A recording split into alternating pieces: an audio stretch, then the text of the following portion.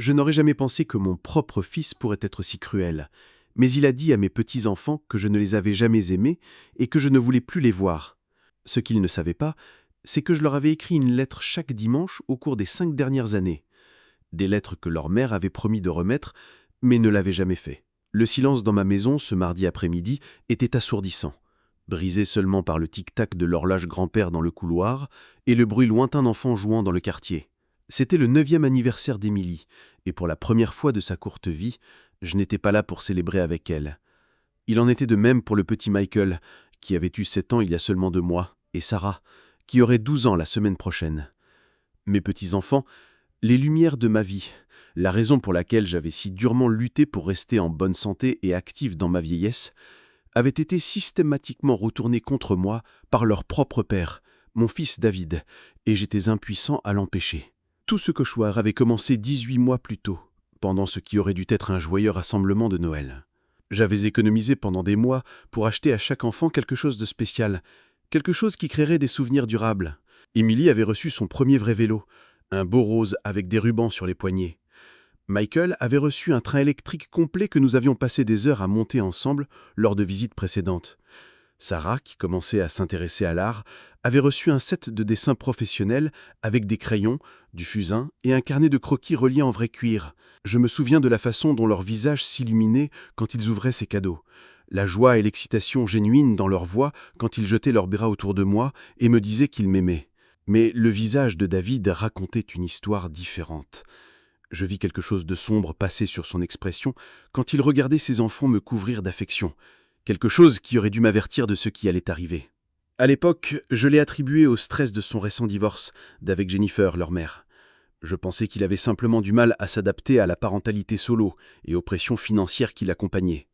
J'avais offert de l'aider, tant émotionnellement que financièrement, mais il avait écarté mes préoccupations d'un geste de la main et d'un commentaire disant que tout était sous contrôle. Comme j'avais tort. Tout n'était loin d'être sous contrôle, et dans les mois qui suivirent, j'allais apprendre à quel point le ressentiment de David envers moi était profond et jusqu'où il était prêt à aller pour me couper de la vie de ses enfants.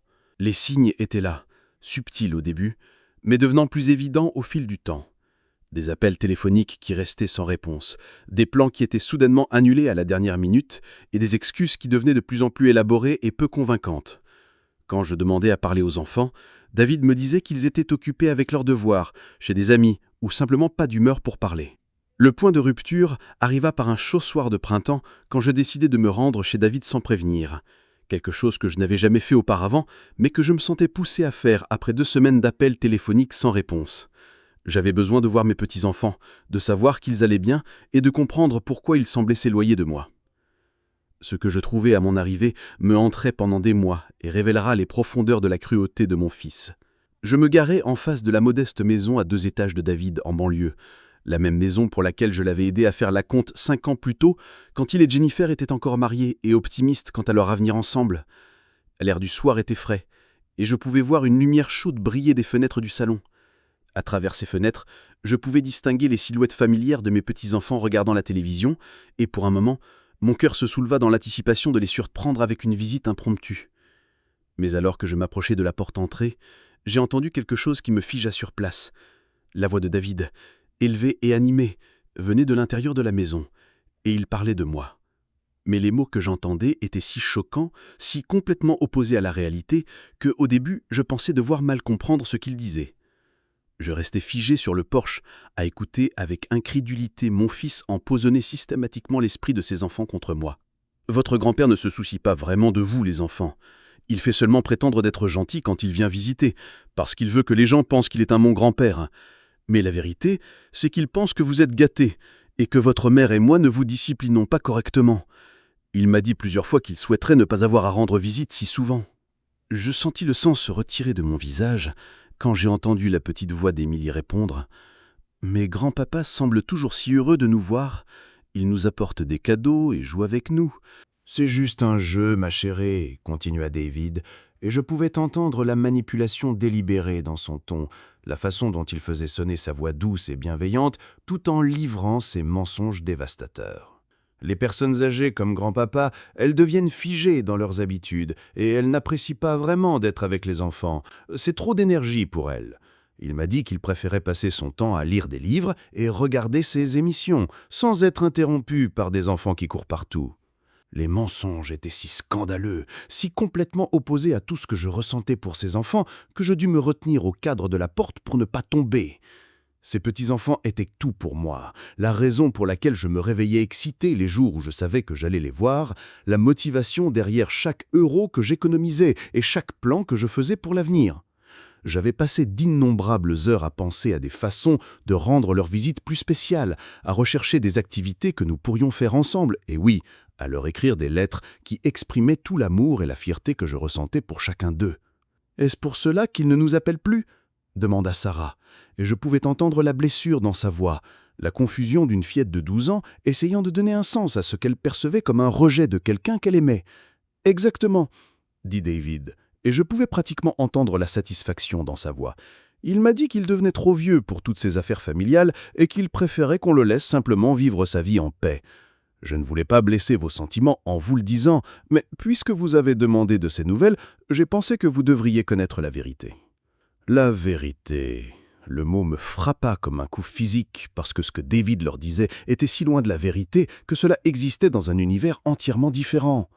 La vérité était que j'avais appelé leur maison 17 fois au cours des 2 semaines dernières, laissant des messages qui n'avaient jamais reçu de réponse. La vérité était que j'étais passé devant leur école 3 fois, espérant apercevoir un coup d'œil d'un d'eux pendant la récréation, juste pour m'assurer qu'ils étaient en bonne santé et heureux. La vérité était que ma table de cuisine était couverte de cadeaux que j'avais accumulés depuis des mois, attendant la prochaine occasion de les voir.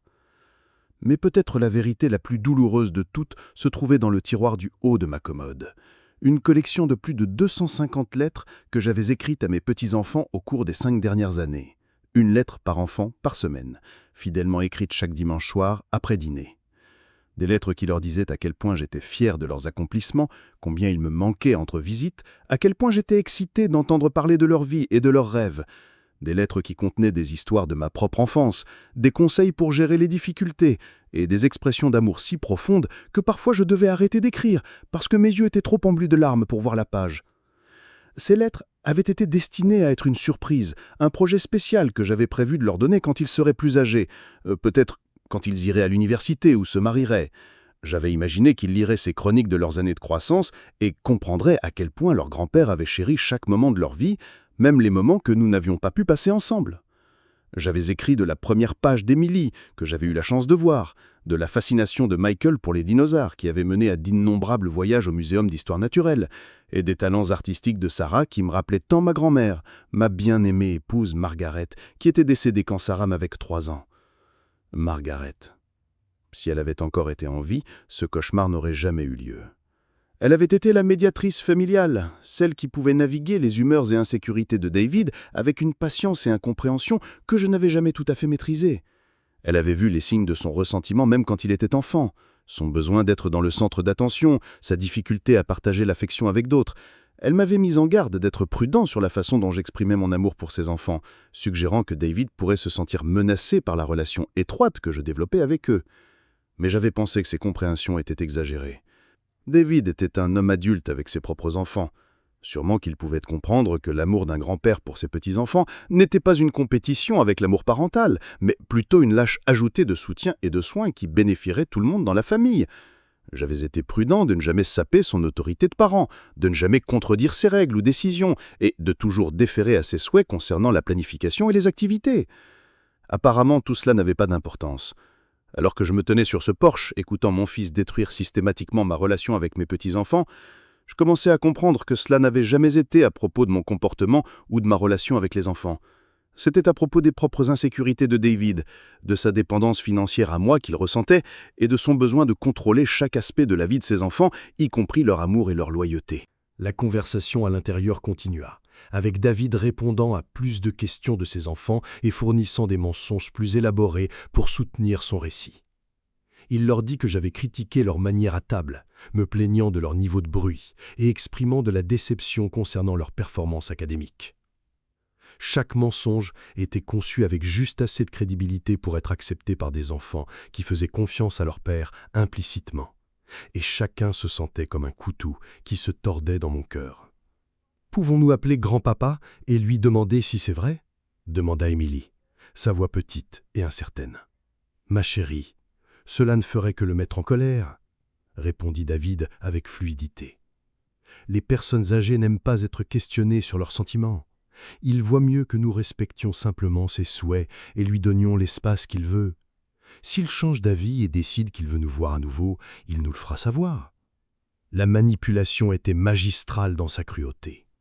David avait créé un scénario où toute tentative de ma part de contacter les enfants serait interprétée comme une intrusion non désirée, tandis que mon absence serait vue comme une confirmation de ses mensonges sur ma personnalité prétendument difficile et exigeante.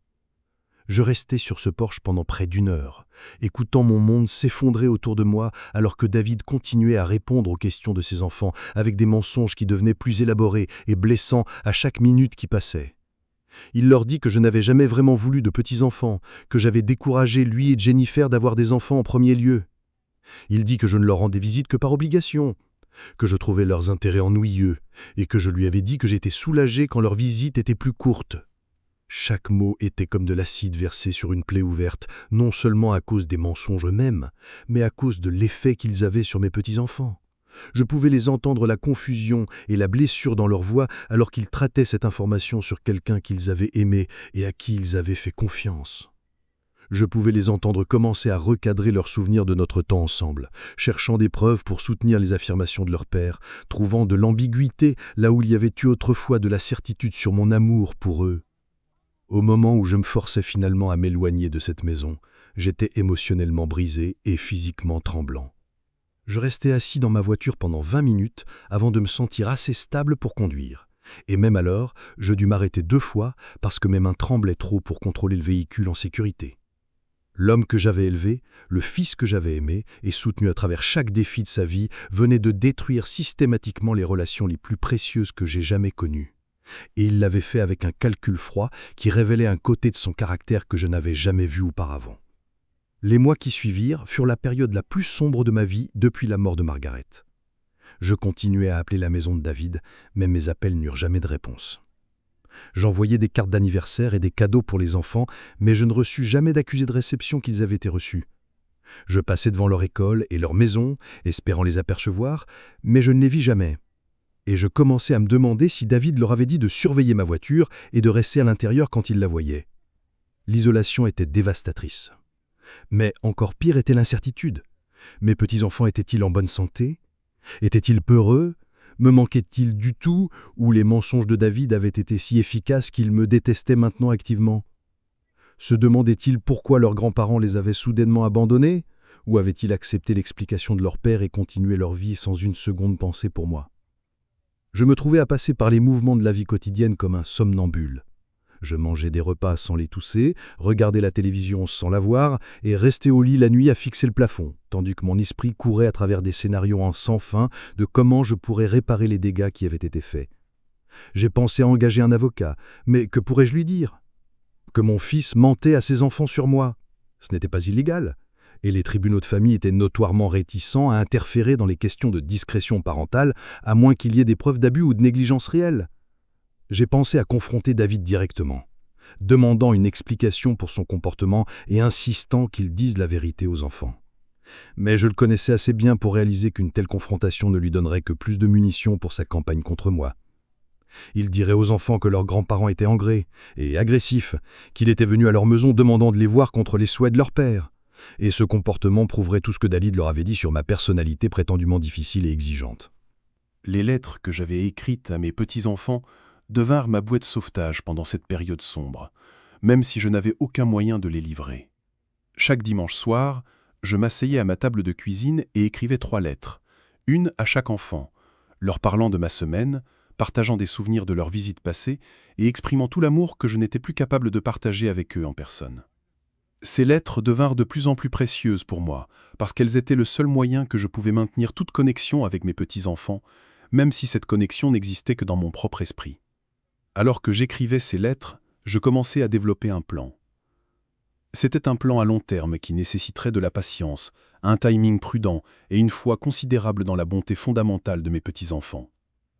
Je savais que les enfants grandissent, qu'ils développent des compétences de pensée critique et qu'ils commencent finalement à questionner les choses qu'on leur a dites par les figures d'autorité. Je savais qu'un jour, Émilie, Michael et Sarah seraient assez âgés pour chercher la vérité par eux-mêmes, et quand ce jour viendrait, je voulais être prêt avec des preuves qui contrediraient tout ce que leur père leur avait dit sur moi. Les lettres devinrent la pierre angulaire de ce plan. Chacune était datée et soigneusement préservée, créant un registre chronologique de mon amour et de ma préoccupation pour mes petits-enfants pendant la période où ils croyaient que je les avais abandonnés. J'écrivis sur leurs anniversaires, même si je ne pouvais pas célébrer avec eux. J'écrivis sur les vacances, décrivant comment j'avais préparé des repas et acheté des cadeaux que je n'avais personne avec qui partager. J'écrivis sur mes souvenirs de leur mère Jennifer et combien elle me manquait comme partie de notre famille après le divorce. Je commençais aussi à documenter le comportement de David, gardant un registre soigneux de chaque appel téléphonique sans réponse, chaque lettre sans réponse et chaque tentative que je faisais pour maintenir le contact avec mes petits-enfants. Je gardais des copies de cartes d'anniversaire et de cadeaux, avec des reçus montrant quand ils avaient été achetés et envoyés.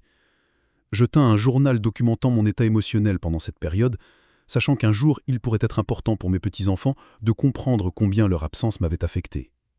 Mais peut-être le plus important, je commençais à planifier pour l'avenir. Je savais que le contrôle de David de ses enfants s'affaiblirait à mesure qu'ils vieilliraient et commenceraient à former leurs propres relations et jugements. Je savais qu'éventuellement, ils iraient à l'université, obtiendraient des emplois et fonderaient leur propre famille, et qu'à un moment donné pendant ce processus, ils pourraient commencer à se demander sur le grand-père qui les avait supposément abandonnés. Quand ce jour viendrait, je voulais être prêt avec plus que juste des lettres et de la documentation. Je voulais être prêt avec une vie qui leur démontrerait qui j'étais vraiment, pas l'homme que leur père avait décrit, mais l'homme qui les avait aimés depuis le jour de leur naissance et qui n'avait jamais cessé de les aimer, même pendant les jours les plus sombres de notre séparation. Je me jetais dans des activités qui feraient de moi un meilleur grand-père quand l'opportunité se présenterait. Je fis du bénévolat à l'école primaire locale, lisant aux enfants et aidant avec des projets d'art, en partie parce que cela me manquait d'être avec de jeunes gens, et en partie parce que je voulais rester connecté au monde dans lequel mes petits-enfants grandissaient. Je pris des cours de technologie informatique pour mieux comprendre le monde digital qui devenait une partie si importante de leur expérience de leur génération. Je commençais aussi à écrire mes propres mémoires, non pour publication, mais comme un autre cadeau que je pourrais un jour donner à mes petits-enfants. J'écrivis sur mon enfance pendant l'après-guerre, sur m'être et tomber en amour avec leur grand-mère, sur les challenges et les joies d'élever David, et sur le bonheur écrasant que j'avais ressenti quand chacun d'eux était né. J'écrivis sur ma carrière d'ingénieur, les projets sur lesquels j'avais travaillé, et le sentiment de fierté que j'avais ressenti en bâtissant des choses qui dureraient générations. Ces activités me donnaient un but pendant les longs jours et les mois de séparation de mes petits-enfants, mais elles ne pouvaient pas combler le vide que leur absence avait créé dans ma vie. Chaque étape qu'ils marquaient était un couteau dans mon cœur parce que je n'étais pas là pour le témoigner. Chaque vacance était un rappel des célébrations que nous aurions dû partager. Chaque fois que je voyais des enfants jouer dans le parc ou rire avec leurs grands-parents à l'épicerie, je ressentais une douleur physique qui ne semblait jamais diminuer. Mais je m'accrochais à l'espoir. Je devais croire que l'amour était plus fort que les mensonges, que la vérité finirait par l'emporter sur la manipulation, et que les liens que j'avais formés avec mes petits-enfants pendant leurs premières années avaient été trop forts pour être définitivement détruits par la campagne de leur père contre moi. Je devais croire qu'un jour, d'une façon ou d'une autre, j'aurais l'opportunité de leur montrer les lettres que j'avais écrites, de partager les souvenirs que j'avais préservés et de reconstruire les relations que David avait si durement essayé de détruire. Ce jour vint plus tôt que je ne l'avais attendu et d'une manière que je n'aurais jamais pu anticiper. Cela arriva par un jeudi après-midi pluvieux en octobre, exactement 18 mois après ce terrible soir où j'avais été debout sur le porche de David, l'écoutant empoisonner l'esprit de ses enfants contre moi. Cela arriva à cause d'une erreur que David fit, un moment de négligence qui démêlerait tous les mensonges qu'il avait si soigneusement construits et me donnerait la chance que j'attendais de récupérer ma place dans la vie de mes petits-enfants. L'appel vint à 15h15. J'étais dans ma cuisine, préparant un déjeuner simple et écoutant la pluie contre les fenêtres quand le téléphone sonna. L'inotification de l'appelant montrait un numéro que je ne reconnaissais pas, et j'ai presque décroché pensant que c'était probablement un télévendeur. Mais quelque chose me fit décrocher le téléphone, et quand j'entendis la petite voix incertaine à l'autre bout de la ligne, mon cœur faillit s'arrêter de battre. « Grand-papa » La voix d'Émilie était à peine un murmure, rempli de confusion et de quelque chose qui ressemblait à de la peur. « Grand-papa, c'est toi ?»« Émilie ?» chuchotai-je, ma voix se brisant d'émotion alors que je serrais le téléphone si fort que mes jointures devinrent blanches. « Émilie, ma chérie, c'est vraiment toi ?» Il y eut une longue pause, et je pouvais entendre sa respiration à l'autre bout de la ligne, saccadée et incertaine. Quand elle parla à nouveau, sa voix était petite et confuse, comme un enfant perdu essayant de retrouver son chemin dans l'obscurité. « Grand-papa, j'ai peur, dit-elle, et ces 3 mots brisèrent ce qui restait de mon cœur. Papa n'est pas à la maison, et Michael pleure, et Sarah a trouvé quelque chose dans le placard, et elle a trouvé une boîte avec nos noms dessus. Et à l'intérieur, il y avait des lettres. Beaucoup, beaucoup de lettres, et elles disent toutes qu'elles viennent de toi. Mais papa a dit que tu ne voulais plus nous voir, alors nous ne comprenons pas. » Le sang rugissait si fort dans mes oreilles que je pouvais à peine entendre ces mots, mais quand leur signification finit par pénétrer ma conscience, je ressentis une vague d'espoir si puissante qu'elle faillit me mettre à genoux. Les lettres! D'une façon ou d'une autre, elles avaient trouvé les lettres. Après tous ces mois de me demander si j'aurais la chance de montrer la vérité à mes petits-enfants, le destin était intervenu de la manière la plus inattendue. « Émilie, écoute-moi très attentivement, » dis-je, luttant pour garder ma voix calme et rassurante, tandis que chaque fibre de mon être me criait de courir vers eux immédiatement. Ces lettres viennent de moi. Je les ai écrites pour toi et Michael et Sarah, parce que je vous aime plus que tout au monde. Je vous écris chaque semaine depuis des années, mais votre papa ne voulait pas que vous les voyiez. Il y eut encore un long silence, et je pouvais entendre des chuchotements en arrière-plan, alors qu'Émilie partageait présumément cette information avec ses frères et sœurs. Quand elle revint au téléphone, sa voix était épaisse de larmes. « Mais papa a dit que tu ne voulais plus nous voir.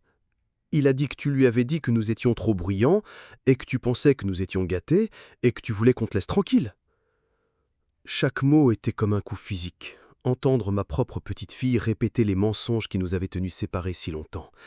Mais sous sa confusion, je pouvais entendre autre chose dans sa voix. Le doute. La première fissure dans le mur que David avait construit entre nous. « Émilie, ma chérie, rien de cela n'est vrai. Pas un seul mot. Vous m'avez manqué à Michael et à Sarah chaque jour depuis que je vous ai vu pour la dernière fois. Je pense à vous quand je me réveille le matin et quand je vais me coucher le soir. Vous êtes les personnes les plus importantes de ma vie. Et je ne voudrais jamais, jamais être loin de vous. » Je pouvais l'entendre pleurer maintenant, de doux sanglots qui déchiraient mon âme. Et en arrière-plan, je pouvais entendre la voix de Michael demandant ce qui n'allait pas et Sarah essayant de réconforter ses 2 petits frères et sœurs. Le son de leur détresse était insupportable, et je savais que je devais arriver chez eux aussi vite que possible. « Je viens tout de suite. Je serai là dans 15 minutes et j'expliquerai tout, d'accord? Peux-tu rester au téléphone avec moi jusqu'à ce que j'arrive ?»« Oui, » chuchota Émilie. « Grand-papa, tu viens vraiment? Tu viens vraiment nous voir ?»« Des chevaux sauvages ne pourraient pas m'empêcher de venir, ma chérie, » dis-je, me dirigeant déjà vers le garage. « J'ai voulu vous voir si longtemps que je peux à peine croire que cela arrive vraiment. » Le trajet vers la maison de David fut les 15 minutes les plus longues et les plus courtes de ma vie. Chaque feu rouge semblait durer une éternité, mais chaque kilomètre qui me rapprochait de mes petits-enfants semblait un miracle. Émilie resta au téléphone avec moi tout le temps, parfois parlant et parfois juste m'écoutant parler, comme si elle avait besoin de la réassurance constante que j'étais réel et que je venais vraiment les voir. Je lui parlais de tout et de rien, de combien elle devait être plus grande maintenant, si elle aimait toujours dessiner, combien j'étais fier d'elle d'être assez courageuse de m'appeler. Je lui parlais des cadeaux d'anniversaire que j'avais achetés pour vous tous et qui attendaient toujours dans ma maison le jour où je pourrais vous donner vos cadeaux. Je lui parlais des lettres que j'avais écrites, expliquant que chacune contenait des histoires et des souvenirs et des expressions d'amour que j'avais gardées pour eux. Quand j'arrivais finalement dans l'allée de David, je pouvais voir 3 petits visages pressés contre la fenêtre du salon, et la vue d'eux, aux âgés maintenant, changés par les 18 mois où nous étions séparés, mais toujours reconnaissables comme mes petits-enfants bien-aimés, me fit complètement craquer. Je restai assis dans ma voiture pendant un moment, submergé par l'ampleur de ce moment, avant de me forcer à sortir et à marcher vers la porte d'entrée. Émilie l'ouvrit avant que je puisse la frapper, et pendant un battement de cœur, nous nous fixâmes simplement, grand-père et petite-fille, séparés par le temps et les mensonges, mais connectés par un amour qui n'avait jamais faibli. Elle avait l'air tellement plus âgée que dans mes souvenirs. Plus la petite fille de 8 ans que j'avais vue en dernier, mais une jeune fille au seuil de l'adolescence, avec les yeux de Margaret et le menton obstiné de David. « Grand-papa » dit-elle avec incertitude, comme si elle ne pouvait toujours pas complètement croire que j'étais réel. « Bonjour, ma chérie » dis-je, en me relomprisant ma voix. « Je t'ai tellement manqué. » Et puis elle était dans mes bras, sanglotant contre ma poitrine, tandis que je la tenais et caressais ses cheveux et chuchotais tous les mots d'amour et de réassurance que j'avais stockés pendant 18 mois. Derrière elle, Je pouvais voir Michael reculer avec incertitude, un garçon de 7 ans qui se souvenait à peine de moi, mais à qui on avait dit des choses terribles sur le grand-père qu'il aurait dû connaître et aimer. Et il y avait Sarah, presque 13 ans maintenant, et assez âgée pour comprendre que quelque chose de très mauvais s'était passé dans leur famille, tenant une boîte en carton que je reconnus avec un choc de surprise et de joie. C'était la boîte que j'avais donnée à la sœur de Margaret, Linda, avant la mort de Margaret, lui demandant de stocker quelques-uns des effets personnels de ma femme jusqu'à ce que je sois prêt à les examiner. Dans cette boîte se trouvaient des lettres que Margaret avait gardées tout au long de notre mariage, des lettres d'amour que je lui avais écrites pendant mon service militaire, des cartes d'anniversaire de nos enfants et, oui, des copies de quelques-unes des toutes premières lettres que j'avais écrites à mes petits-enfants quand ils étaient bébés. Des lettres que Margaret avait insisté pour que je garde, parce qu'elle disait qu'elles étaient trop belles pour être jetées. Sarah a trouvé la boîte tout au fond du placard de la chambre de papa, expliqua Émilie, se retirant de notre étreinte, mais restant assez proche pour maintenir un contact physique, comme si elle avait peur que je puisse disparaître à nouveau si elle lâchait prise. Elle cherchait des décorations de Noël, parce que papa a dit qu'il ne pouvait pas les trouver, et elle a trouvé cette boîte avec nos noms dessus, et à l'intérieur, il y avait toutes ces lettres et cartes et photos. Sarah s'avança alors, cette jeune fille qui devenait une jeune femme et qui avait clairement été celle qui avait reconstitué ce que la découverte de cette boîte signifiait vraiment. Elle me l'attendit avec des mains qui tremblaient légèrement, et quand elle parla, sa voix était stable mais remplie d'émotion. « Grand-papa, ces lettres, certaines datent de quand j'étais juste un bébé. Et il y a des photos de toi nous tenant et jouant avec nous. Et papa est sur certaines photos aussi. Et il a l'air heureux. Mais il nous a dit que tu ne nous aimais pas vraiment, que tu faisais seulement semblant de t'en soucier. Pourquoi il nous mentirait comme ça ?» C'était la question que j'avais redoutée et pour laquelle je m'étais préparé à parts égales. Comment expliquer à des enfants que leur père, la personne en qui ils ont le plus confiance au monde, les a délibérément trompés? Comment les aider à comprendre le réseau complexe d'insécurité, de ressentiment et de manipulation qui avait mené à ce moment sans détruire leur relation avec leurs parents? J'ai regardé ces 3 enfants, mes petits-enfants, qui avaient été tenus loin de moi si longtemps et que je savais qu'ils méritaient la vérité. Pas toute la vérité peut-être, pas les détails laids des motivations de leur père, mais assez de vérité pour les aider à comprendre ce qui s'était vraiment passé et pourquoi. « Asseyons-nous », dis-je, les menant au salon où je les avais vus pour la dernière fois 18 mois plus tôt, pendant cette dernière visite de Noël, quand le ressentiment de David avait finalement débordé en action. Nous nous assîmes ensemble sur le canapé. Émilie pressée contre mon côté, comme si elle avait peur que je puisse disparaître à nouveau si elle lâchait prise, Michael réchauffant graduellement alors qu'il commençait à se souvenir du grand-père qui avait été une partie si importante de sa vie. Et Sarah, assise en face de moi, avec la boîte sur ses genoux, attendant des réponses que je priais d'avoir la sagesse de fournir. La première chose que je veux que vous compreniez, c'est que tout ce que votre père vous a dit sur moi, ne voulant pas vous voir, n'était pas vrai. J'ai voulu vous voir chaque jour depuis notre dernière visite. J'ai appelé votre maison des centaines de fois, mais votre père ne me laissait pas vous parler. J'envoyais des cartes d'anniversaire et des cadeaux de Noël, mais je pense pas que vous les ayez jamais reçus. J'ai conduit devant votre école et votre maison juste en espérant vous apercevoir parce que vous me manquiez si tant. Je pouvais voir la confusion et la blessure sur leur visage alors qu'ils traitaient cette information, essayant de réconcilier ce que je leur disais avec ce que leur père avait dit. Sarah fut la première à parler, sa voix cadente et mesurée. « Mais pourquoi papa nous mentirait à la propos? Pourquoi il ne voudrait pas que nous te voyions ?» C'était la question la plus difficile à répondre parce que la vérité était complexe et douloureuse et pas entièrement flatteuse à toutes les personnes impliquées. J'ai pris une de profondes respirations et essayé de trouver des mots qui seraient honnêtes mais appropriés à leur âge. « Parfois, dis-je lentement, quand les adultes traversent des moments difficiles dans leur vie, ils prennent des décisions qui n'ont peu de sens pour d'autres personnes. Votre père a été sous beaucoup de stress depuis que votre mère a déménagé, et je pense qu'il se sentait débordé et peut-être un peu jaloux de la relation que j'avais avec vous, les enfants. Il s'inquiétait que vous m'aimiez plus que vous ne l'aimiez, ce qui n'était jamais vrai, mais la peur peut faire aux gens des choses qu'ils ne feraient pas normalement. » Michael, qui avait écouté attentivement, parla soudainement. « C'est pour ça que papa semblait toujours en colère quand nous parlions de toi, même avant qu'on arrête de te voir ?» La perspicacité de la question me surprit, et je réalisais que les enfants remarquent beaucoup plus que les adultes ne leur en donnent crédit. « Oui, ma chérie. » Je pense que votre papa se sentait exclu quand vous parliez de nos visites et des choses que nous faisions ensemble. Il vous aime beaucoup, mais il avait peur que vous puissiez aimer d'autres personnes plus que lui. Mais nous n'arrêterions jamais d'aimer papa, protesta Émilie. Ce n'est pas parce que nous t'aimons que nous ne l'aimons pas aussi. Tu as absolument raison, dis-je, la rapprochant de moi.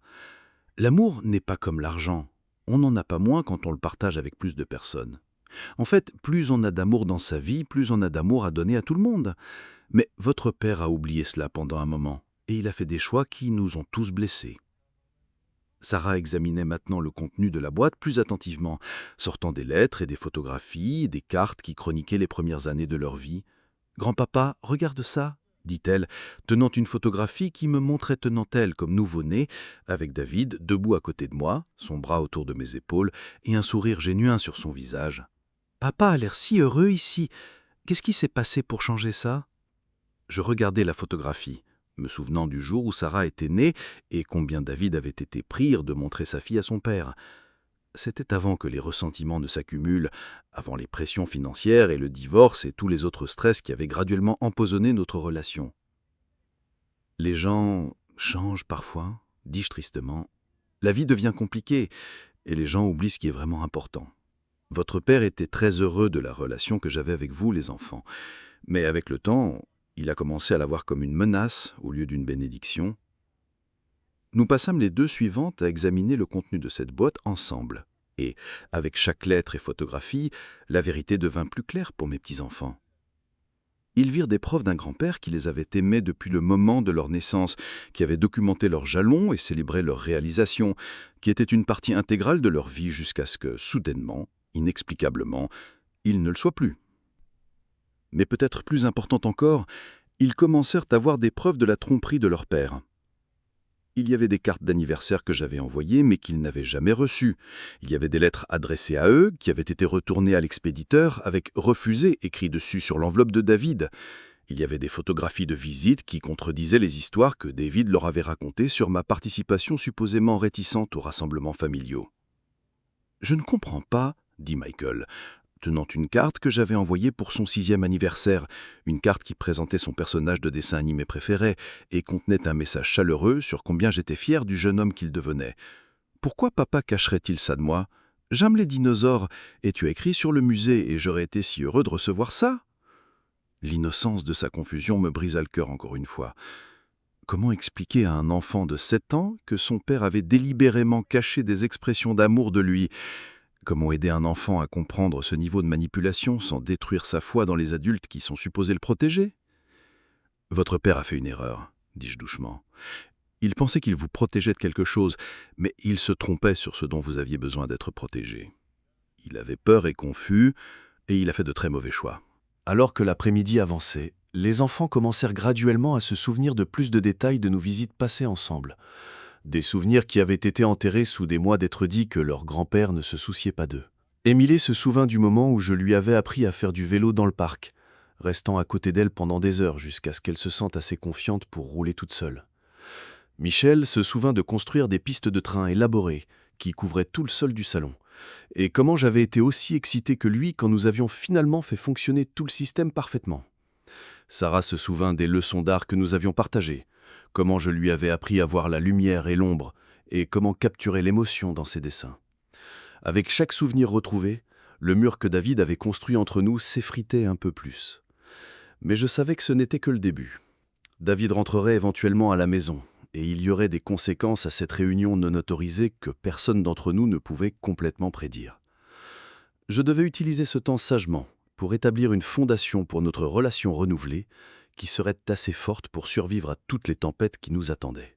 « Je veux vous montrer quelque chose, » dis-je, atteignant dans la poche de ma veste et sortant 3 enveloppes que j'avais apportées avec moi. Des lettres que j'avais écrites à chacun d'eux juste la semaine précédente, ne sachant jamais quand ou si j'aurais l'opportunité de les livrer. Ce sont des lettres que je vous ai écrites dimanche soir dernier, tout comme je l'ai fait chaque dimanche soir pendant les 18 derniers mois. Leurs yeux s'élargirent alors qu'ils prenaient chacun leurs lettres, et je regardais leur visage alors qu'ils lisaient des mots d'amour et d'encouragement que j'avais écrits sans aucune attente qu'ils les verraient jamais.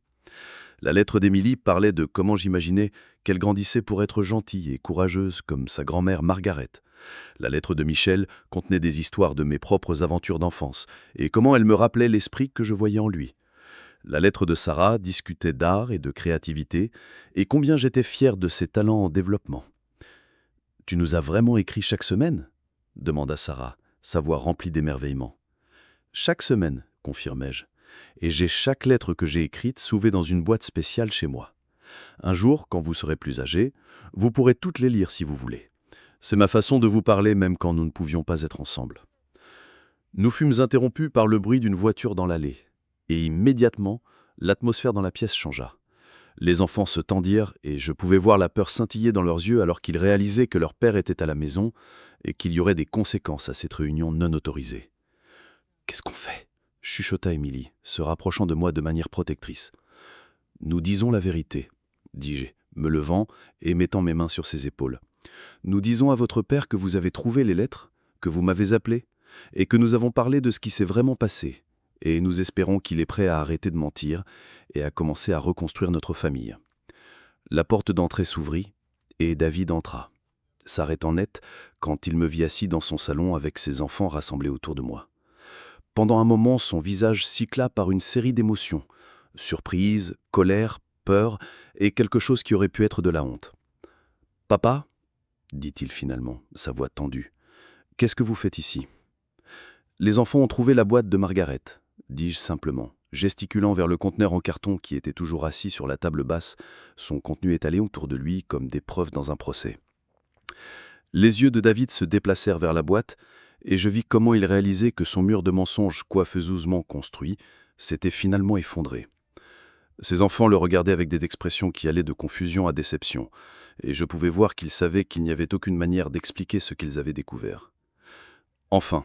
dit-il, sa voix tendue. « Allez dans vos chambres. Votre grand-père et moi devons parler. »« Non !»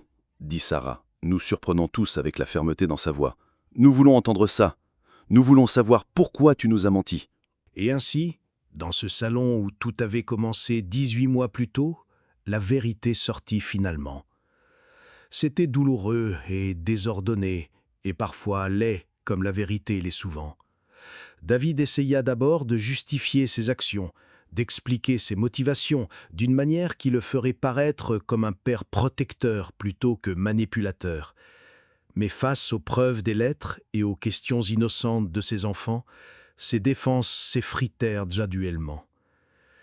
À la fin, il admit qu'il avait été jaloux de ma relation avec ses enfants, qu'il s'était senti menacé par leur amour pour moi et qu'il s'était convaincu que me couper de leur vie était nécessaire pour sa propre tranquillité d'esprit.